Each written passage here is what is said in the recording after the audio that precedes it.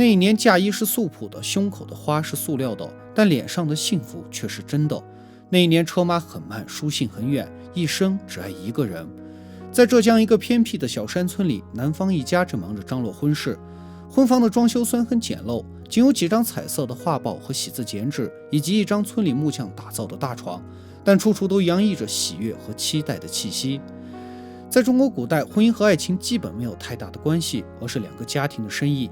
通过媒人的牵线搭桥，双方不断的讨价还价。经过几轮的谈判后，新娘就像财产一样从一个家庭转移到另外一个家庭。整个仪式昂贵复杂，不少家庭为此搞得负债累累，甚至破产。但解放后，旧时的礼俗被推翻了，男女双方都有了婚姻自主的权利。只要他们真心相爱，就可以直接到民政部门进行登记，领取结婚证书。而婚礼也是一切从简，像当时南方最流行的结婚配置就是三砖一响，即缝纫机、自行车、手表，再加一台收音机。这四样加起来需要花费500多元，而一个普通工人的月薪平均在50元左右。剔除正常的生活开销后，大概攒上2年的钱就能凑够这一套结婚标配。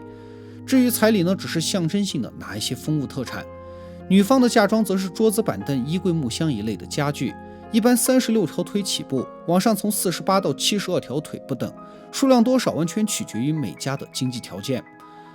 婚礼当天，男方用扁担挑着聘礼，跋山涉水地前往了女方家，其中包括10盒香烟、1斤糖果、25斤酒、2斤猪肉、8斤鱼、2只鸡。在女方家吃了午饭后，新郎开着11路车就把新娘娶回了家。这一天没有浓妆艳抹，没有华丽的嫁衣，就是单纯的在胸口挂上一朵花。最后在亲朋好友的祝福声中，他们就完成了这场简朴而真挚的婚礼。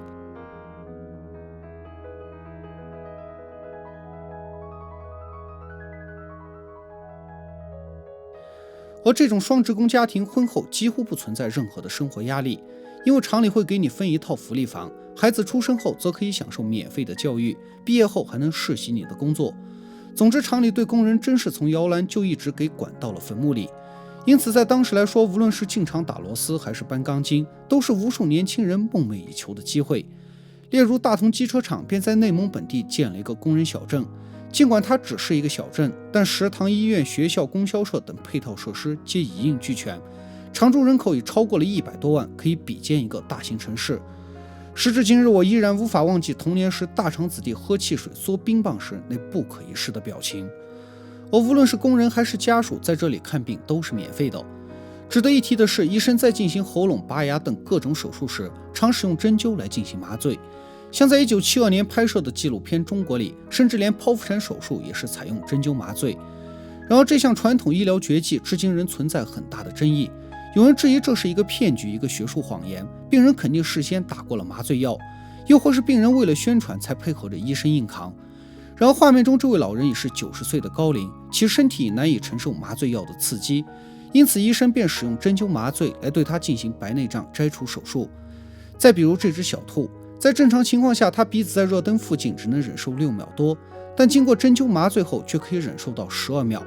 虽然效果不如西药理想，但至少可以作为一种辅助的麻醉手段。接着我们回到工厂的话题，虽然70、80年代的工厂提供了丰富的福利，但也养出了不少的奸狼怂毒。平日他们只知拿钱不知干活，导致工厂变得效率低下，人浮于事。加之经营不善和持续不断的高福利，许多工厂开始坐吃山空，甚至到了负债累累的地步。从80年代末开始，随着改革开放和市场经济的崛起，工人不再是人人羡慕的铁饭碗，反而是那些体制外的个体户，凭着敢冲敢闯的精神，成为了第一批先富起来的人。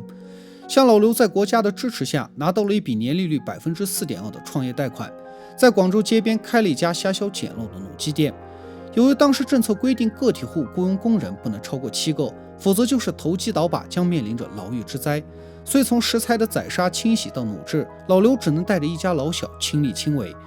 他平均每周要卖100多只鸡，一份售价是3元，一个月的纯收入在2000块左右。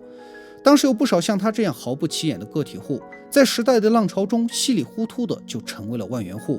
而这位做着凯迪拉克的富商，自民国年间就在上海的纺织厂当学徒，后来他凭借着努力和时运，白手起家，创立了自己的企业。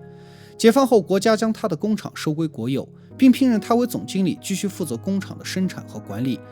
如今随着市场经济的复苏，他便响应国家的号召，和几个朋友成立了一家建筑公司，专门开发上海的房地产，其至少创造了上千个新的工作岗位。而此时广州有一个叫蛇口的小渔村，由于紧邻香港，成为了第一批经济特区，它就是后来的深圳。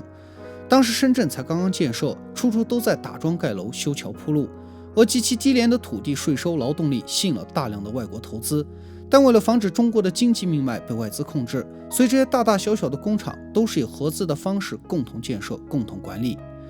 在这个过程中，一些先知先觉的人开始南下深圳淘金，其中一部分人靠着炒股一夜暴富，还有一些水客则从香港将各种电子产品、手表、墨镜带到深圳售卖。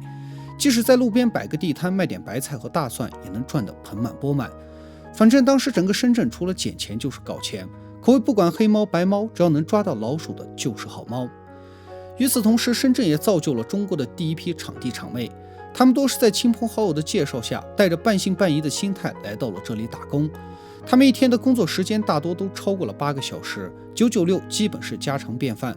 但人都抢着干活，抢着加班，因为每个月除了80元的固定工资外，还有各种奖金和加班费，最多的时候一个月可以拿到500多块，这基本等同于普通工人1年的工资。到了年底，他们可以用外汇券去买冰箱、彩电、洗衣机这些稀有商品。当时有个叫郑艳萍的厂妹，仅仅才奋斗了几年，便首付8000元在深圳买了一套总价为2.3万、面积为67平米的二手房。深圳特区的成功很快在全国刮起了一股经济热潮，甚至一度出现了脑力劳动和体力劳动倒挂的现象。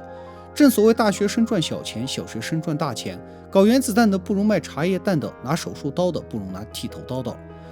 而面对物质生活的诱惑，人们内心的贪念与日俱增，甚至跌落在了欲望的深渊中。镜头中的盗窃犯聂成英本在南京的一家啤酒厂工作，丈夫是外贸局的一名司机，两人虽谈不上大富大贵，但也算衣食无忧的小康家庭，像什么黑白电视、收音机皆一应俱全。但聂成英对此并不满足，为了获得更好的物质生活，他不惜用砖块敲碎邻居的窗户，偷走了一台电视和一台收音机。除此之外，他还暗中偷走了其他邻居晾晒在阳台上的新款大衣，然后再低价转卖给工厂的同事。经过多天的走访和调查后，聂成英盗窃案在南京当地的法院进行公开审理。面对亲戚家人失望的目光和同事鄙夷的神色，聂成英始终是泰然自若，甚至隐隐有一丝死猪不怕开水烫的气势。一直等法官谈到他2岁的女儿时，聂成英才忍不住抽泣起来，流下了悔恨的泪水。其实聂成英盗窃案并非个例，在80年代，由于时代转型带来的阵痛，犯罪分子是与日俱增，十分猖獗。他们大多奉行着大法不犯、小法常犯、气死公安、难死法院的宗旨，从事盗窃、敲诈等违法犯罪活动。一些地方甚至还出现了像唐山菜刀队这样有组织、有规模的黑社会势力，对社会造成了不小的恐慌。于是从1983年开始，国家开始了一场史无前例的严打战役，对可抓可不抓的坚决抓，可判可不判的坚决判。经过这次全面的严打后，各地的社会治安有了很大的改善，对群众安居乐业和经济的持续发展都起到了很大的作用。那么本期解说就到这里，更多的精彩内容请大家持续关注。